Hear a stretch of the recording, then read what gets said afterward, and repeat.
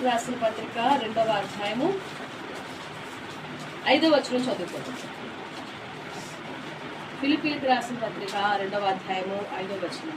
క్రీస్తు యేసునకు కలిగిన ఈ మనసు మీరును కలిగి ఉండి ఆయన దేవుని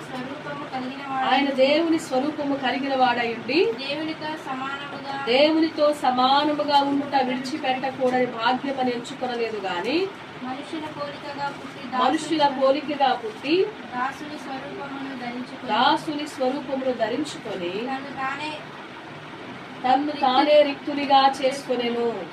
మరియు ఆయన ఆకారమందు మనుష్యుడిగా కనబడి మరణము పొందునంతగా అనగా శిలువ మరణం పొందునంతగా విధేయతం చూపిన వాడై తను తాను తగ్గించుకొనెను. దేవునికి స్తోత్రం. హల్లెలూయా. చూడండి, దేవుడి వాక్యం ద్వారా మనతో మాట్లాడుతూ ఈరోజు మనకిచ్చినటువంటి దేవుడి వాక్య ప్రత్యక్షత నుంచి మనతో మాట్లాడుతున్నాడు. ఫిలిప్పీయులకు రాసిన పత్రిక 2:5లో క్రీస్తు యేసునకు కలిగిన ఈ మనస్సు మీరును కలిగి ఉండుడి అని దేవుడి వాక్యం చెప్తుంది. క్రీస్తు యేసుకి ఎలాంటి మనస్సు కలిగి ఉందంటే ఆయన చాలా తగ్గింపు కలిగినటువంటి మనస్సు, దీన మనస్సు, సాత్వికమైనటువంటి మనస్సు.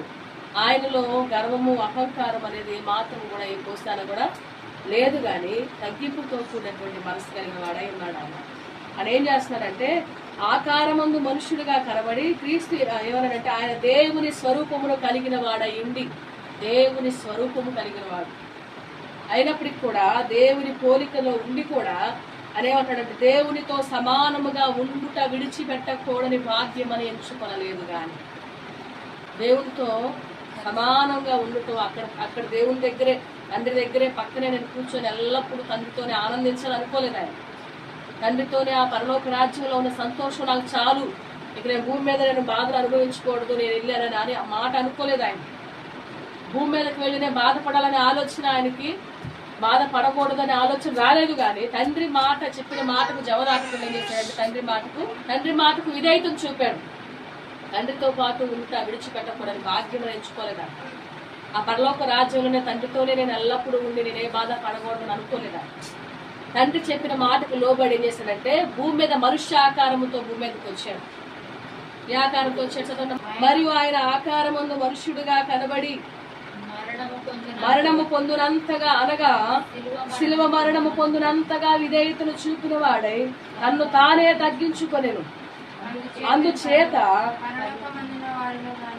భూమి మీద ఉన్న వారిలో గాని భూమి క్రింద ఉన్న వారిలో గాని ప్రతి వాని మోకాలను యేసు నామమున వంగునట్లును ప్రతి వాని మోకాలను యేసు నామమున వంగునట్లును ప్రతి వాని నాలుకయు తండ్రి అయిన దేవుని మహిమార్థమై యేసు క్రీస్తు ప్రభు అని ఒప్పుకొన్నట్లు దేవుడు ఆయనను అధికముగా హెచ్చించి ప్రతి నామమునకు పై నామమును ఆయనను అనుగ్రహించెను. దేవుని స్తోత్రం. హల్లెలూయా. ఆయన అన్ని నామముల కన్నా పై నామముగా ఆయన హెచ్చించబడటానికి కారణం ఏంటంటే కేవలం ఆయన తగ్గించుకోవడం బట్టి. మనం అయితే హెచ్చించబడాలని కోరుకుంటాం, కానీ తగ్గించుకోవడానికి ఇష్టపడతాం. కానీ యేసయ్య దేవుని పోలికగా ఉన్నవాడై ఉండి పరలోకంలో విడిచిపెట్టకూడని భాగ్యమని ఎంచుకోలేదు. కానీ ఆయన ఏం చేశాడంటే భూమి మీదకు వచ్చి మనుష్య ఆకారంతో భూమి మీదకు వచ్చి శ్రమ పొందాడు. ఆయన ఏమని శ్రమ పొందాడు? మరణము పొందునంతగా, శిలువ మరణము పొందునంతగా. శిలువ మరణము, శిలువను మాట చూస్తే మనం అక్కడ కింద వచ్చిన వాళ్ళు మనం చూసినప్పుడు ఆ మాట చూడండి. అనగా మరణము పొందునంతగా, అనగా 8వ వచనంలో చివరి మాట, మరణము పొందునంతగా అనగా శిలువ మరణము పొందునంతగా విధేయతను చూపిన వాడై తన్ను తాను తగ్గించుకున్నాడు. ఏమన్నాడు? మరణము పొందటం కాదు, కానీ శిలువ మరణము, శిలువలో గాయపరచబడ్డాడు, కొరడాలతో కొట్టించుకున్నాడు, బల్లెముతో పొడిపించుకున్నాడు, ముళ్ళ కిరీటం పెట్టించుకున్నాడు. ఆయన ఎంతగానో నలగొట్టబడ్డాడు. శిలువ మరణము పొందునంతగా ఆయన తగ్గించుకున్నాడు. ఆయన అంతగా తగ్గించుకున్నాడో అంతగా ఆయన నామము ఉన్నతమైన నామముగా హెచ్చించబడింది. దేవునికి స్తోత్రం. హల్లెలూయా. దేవుని నామము హెచ్చించబడడానికి కారణం ఏమిటంటే, యేసయ్య నామము హెచ్చించబడడానికి కారణం ఏమిటంటే ఆయన తగ్గించుకున్నాడు. అన్ని నామముల కన్నా కూడా పై నామముగా ఆయన నామం హెచ్చించబడడానికి కారణం ఏమిటంటే ఆయన అన్ని విషయాల్లో తగ్గించుకున్నాడు. అందువలన ఆయన హెచ్చించబడాలి. అందుకని మనం ఏం చేయాలంటే మనం కూడా ప్రతి విషయంలో కూడా తగ్గించుకోవాలి. తగ్గించుకోవడానికి మనం ఇష్టపడం. పరిచర్య చేయడానికి నేను భూమి మీదకి వచ్చాను అన్నాడు. నేను పరిచర్య చేయించుకోవడానికి రాలేదు, కానీ పరిచర్య చేయడానికి ఈ భూమి మీదకి నేను వచ్చానని దేవుడు వాక్యం. అంతగా ఆయన తగ్గించుకున్నాడు. అంతగా ఆయన నామము అన్ని నామములుగా హెచ్చించబడడానికి కారణం ఏంటంటే ఆయన అంతంతగా తగ్గించుకున్న బట్టి ఆయన ఉన్నతంగా హెచ్చించబడ్డాడు. అందుకని మనం ఏం చేయాలంటే మనం కూడా తగ్గించుకోవాలి.